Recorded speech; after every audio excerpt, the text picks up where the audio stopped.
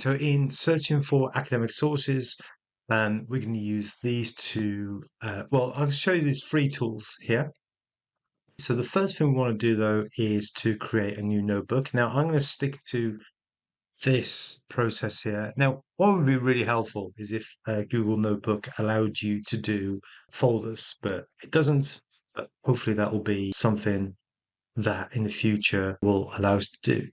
I can't remember what it was, Stow 1. So I want to do Stow 00, I think, just to keep with this pattern that we've been looking at over this course. So there we go. So we know then we can keep accurate track of various things without using folders at the moment. So let's go to, so what we're doing, we're just searching for academic sources. Now, the one thing that we're going to be using throughout this is just to be able to add our own notes.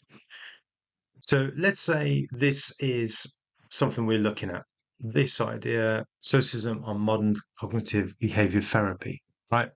This is just a random title that came up with just for this project. So we're just going to make some notes here. That's going to be, and if we wanted to, we can convert that to a source. We won't do that quite now, but let's first look at, so we're looking at the academic sources to see what's out there. Some of these sources are a little bit more science-based than humanities-based, so we'll see what comes up.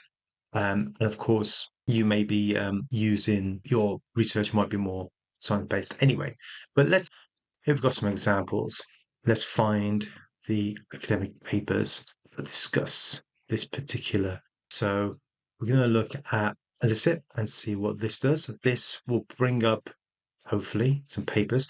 Now, one thing I really like about Elicit is that it'll give you more precise questions that work better by adding these elements. So research methodology, analysis. So what we're really looking for is academic papers. So let's just go with this title for now. Please improve the question research. Let's look to what comes up fast. Generate report. You can see here, going through all the papers, it's pre-screening papers. So Elicit has done its report. It took 6 or 7 minutes, so it's quite an in-depth report that you get back. But what we can see, there's loads of options here. It's quite a thorough program, so definitely worth checking out. But you can see we've got all the sources going on here that you can sort of explore on your own, but is actually you got the various filters and information here. Then if we go across here, you can sort of see the criteria. It screened the criteria for you, which again could save an awful lot of time. Then recommendations from the screening, extracted results, and it gives you this report at the end, which is amazing, really. Even sort of goes into depth about the methodologies used. So you can use all of this information, and it gives you the bibliography, etc. So there's lots of information there, which is incredible. Again, I keep going through this stuff and thinking to myself, I so wish that when I was doing my master's, I had access to this, because it would have saved me so much time. Of course, the problem is that you can then become bogged down with the amount of information. And that, again, is where Google Notebook can be really helpful, as well as having a clear plan. Now, the other tools, Consensus is also, I've put in the same question, and it gives you, mainly you sort of get back the bibliographies there and related other sort of tools as well that you can sort of go through. So of course you can sort of click on one of these bibliographies, or go here, click on there, get this sort of information. So you go to the PDF, for example. What I'm going to do is download this and then put that into, I wonder if, let's just see for a second whether this works, whether I can just add it straight away from the website.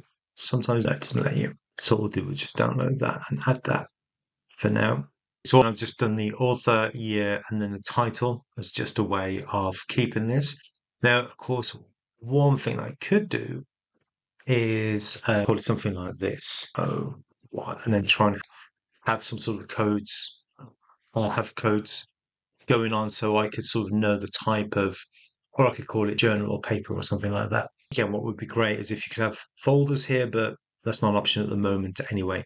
So we've got, start to look a bit more, and then we've got this final one here, size space, again, which is a really helpful option as well. You can do deep reviews, high quality, standard. Again, Depends on your needs. You can have various other options as well as a column. So you've got these sort of columns going on across here.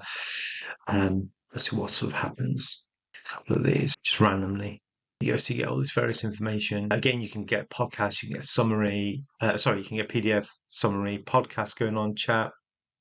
These are sort of similar options, I guess, to Google Notebook, but obviously at some point you have to start to pay for these. But you can see there's so many options here. So between these free, let's get rid of that. Between these sort of free programs here, you can glean so much information. It's almost a bit too overwhelming. It's like going into a vast library and having this sort of source to hand. Where do you start? So really, I guess the key is when you're doing sort of academic research is to know exactly what you're looking for, to have a plan before you go into these tools, or else you can easily get lost. Or you could do the opposite, where you can just play around with them, sort of see what happens and what sort of rabbit hole you go down. So that is a very quick guide to option one, searching for your academic sources and going through the academic sources which we've outlined here, and then adding them to your Google Notebook here. Just very quickly, of course, again, there's limitless options of what you could do. You could start another notebook, which could just be bibliography or citations. Again, it depends what you're doing. If you're doing a PhD, obviously this is going to fill up very quickly of 50 resources. So you may want to think a bit more about the type of plan. Let's do it by title. The type of plan that you want within your 100 or so notebooks that you can use, and how best to arrange that.